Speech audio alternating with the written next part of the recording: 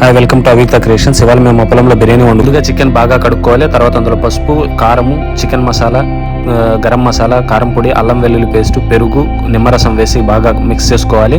అలాగే కలిపేటప్పుడే కొంచెం నెయ్యి కూడా వేసి మిక్స్ చేసుకుంటే బాగా రుచి పడుతుంది. ఇది ముక్కలకు పట్టేలా ఒక గంట నానబెట్టి, అలాగే బియ్యాన్ని బాగా కడుక్కొని మనం అన్నం వండేటప్పుడు ఎలా పెట్టుకుంటామో అలానే కొలత తీసుకొని పెట్టుకోవాలి. కాకపోతే కొంచెం నీళ్ళు తక్కువగా వేసుకోవాలి. తర్వాత ఒక బౌల్ పెట్టుకుని అందులో నెయ్యి, నూనె వేసి బాగా వేడి చేసుకుని అందులో మసాలా దినుసులు వేసి వేయించాలి. తర్వాత మనం తరిగి పెట్టుకున్న టమోటాలు, ఆనియన్, పచ్చిమిర్చి వేసి కొంచెం మగ్గేలా ఇచ్చేయాలి. తర్వాత అందులో అల్లం వెల్లుల్లి పేస్ట్ వేసిన తర్వాత చికెన్ మనం ఏదైతే మ్యారినేట్ చేసుకున్నామో దాన్ని వేసుకోవాలి.